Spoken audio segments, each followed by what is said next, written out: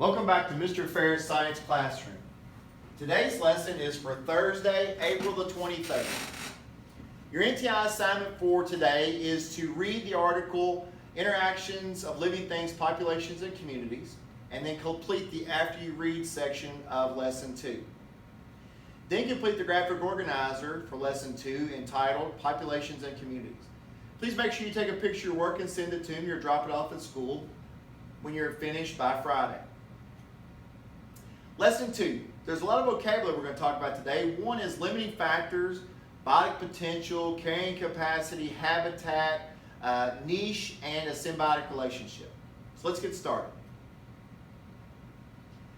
In our other lesson, we talked about what a population is, but a population in an area can be very large, such as all the fish in the ocean, or it can be very small, like all the fish in a lake or a pond. If either of the biotic, which is the living factors, or the abiotic, which are the non-living factors, they can affect the change in the organism's population. So any changes can affect how many of a specific species can live in an area. Large populations can be like a large stream or river or lake, and those areas can be really large, or it can be really small, like maybe your garden out the back, all the different little ecosystems that are there, or it can be a little small pond, maybe you have on a farm somewhere where you live. Sometimes the size of the population changes because the ecosystem changes. Population density describes the number of organisms that can be in a space relative to the amount of space. So what that means is in our classroom, they're set up for about 30 kids. We've got enough space here for 32 kids. So in our classroom, our density is 32, is our maximum density. Now if we take this room and we take all the 32 kids in here and we put them in the gym, they have a lot more space, so the density would be less because they have more space to move around. But if we took and put all 32 students back in my little workroom, the density would be much smaller because you wouldn't even have hardly any room. You obviously couldn't sit on the floor, and you'd have to hold your books and stuff in your hand while you were learning. So density is how much space each organism has. If a population is very dense, the organism may have a hard time finding enough resources to survive. Too many animals in one area, they use up the water, they use up the plants, they use up the resources, the space. It'd be very hard for them. There's some reasons why population changes. Humans, we can affect the population of a species by our actions. Some, in this picture, some of the population leaves, goes to another location. That fish swimming upstream. Population increases because more fish hatch. There's a baby boom, if you will, of fish that are being hatched. Maybe the conditions are really good and the environment's really good. The weather's been great. More fish. Or there can be even fish die. They run their course, they live their lives, and they just die. So there's a lot of reasons why populations can change. There are also some limiting factors that limit the growth of a population.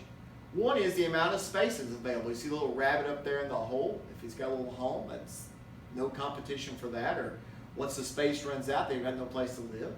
The amount of resources such as food and water. There's also competition for resources. If there's a bunch of herbivores that are eating all the plants, if that population increases and the plants get eaten faster than they can grow, lack of resources. Disease, in the lower left-hand corner there, diseases can quickly decrease the population. We've seen that in the COVID-19. There's been a lot of people that unfortunately have died from that, and it has decreased the population in certain areas. There's also, in nature, there's a presence of predators. The predators will also limit how large a population can grow because predators will move in because for them, those smaller animals are food sources. Biotic potential is the potential growth of a population if it can grow in perfect conditions. Perfect weather, perfect amount of predators, perfect amount of water, perfect amount of growing seasons, no flooding, no droughts, everything's perfect. And then that leads to the carrying capacity. It's the largest number of individuals that can survive in an area. It's kind of like population density. We could not bring in 95 students in this classroom and have school. They would run out of space, they'd be sitting on top of each other, you couldn't even go sharpen a pencil, everything would be chaos. So we couldn't survive, educationally speaking, in here with 95 students. Our carrying capacity for this classroom is about 30. That's the largest number we'd have resources for. We'd have chairs for everybody, a desk area for them to sit at, and we would be able to have enough room at 30. So limiting factors of an area determine the area's carrying capacity. So if there's a limited amount of water, then that's fewer animals that can live there. If there is an increase of predators, those predators will eventually eat and take away large amounts of population of their prey. Overpopulation is when a population grows beyond its ability to support itself. That's when you have overcrowding, lack of resources, unhealthy environment. We're going to talk about that a lot more next week when we look at a couple case studies. Communities are all the populations in one area and how they interact. If you look at this diagram, you got turtles that are eating the fish, the insects, and the plants, keeping them from overpopulating. The ducks are eating the plants and the insects. The fish might eat the insects, other fish and plants in the pond. And so really the only thing that's not being eaten here are the turtles. There's nothing in that ecosystem that's going to eat the turtle. So the turtles are going to basically have they have no predators, and they can be able to live a pretty good existence there. And the ducks, there's obviously not any, a fish isn't going to eat a duck, so a duck's going to be in the same position. But the ducks only eat plants and some insects, so they're not going to eat any of the other fish necessarily, but they might eat some small minnows or whatever. Now let's look at symbiotic relationship. Each population has a different way to stay alive and reproduce. All the population communities share a habitat, the physical space where the population or organism lives. A niche is a unique way an organism survives, obtains food and shelter, and avoids the dangers in the habitat.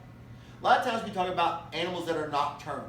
They work at night, finding food, and getting their things that they need to survive, while other things, typically predators, are asleep. So nocturnal animals are a very important part of the ecosystem. They will survive because of their ability to see at night, to be able to go out at night to avoid those dangers of predators. A symbiotic relationship is one where two different species live together to interact closely over a long period of time. These relationships can be beneficial to both. They can be beneficial to one and harm the other one, or they can be beneficial to one and neutral to the other one. Mutualism is when both species benefit. There's a little bird that flies around and eats the meat out of alligators and crocodiles' mouths. The crocodile doesn't try to eat the bird because it helps the teeth from rotting for the alligator or the crocodile, and the bird gets to eat the what was left over. Parasitism is like a tick. A tick can spread Lyme disease. It actually lives off the blood of its host. And then commensalism is where one benefits and the other one doesn't get harmed or helped. A lot of times you'll see birds that'll fly over an area of cattle. They'll eat the insects and the flies that try to come around the cattle. So it doesn't really, kind of helps the cows, I guess, a little bit, but it really is more beneficial to the birds. I've already given you an example of a symbiotic relationship of the tick and of the bird that eats in the crocodile's mouth, and also the birds that fly over top of the cattle. So in summary, the limiting factors limit the size of the population in an area. A habitat is the physical environment where the population of an organism lives. And the last one is a symbiotic relationship exists when two different species of organisms live together in close relationship over a long period of time.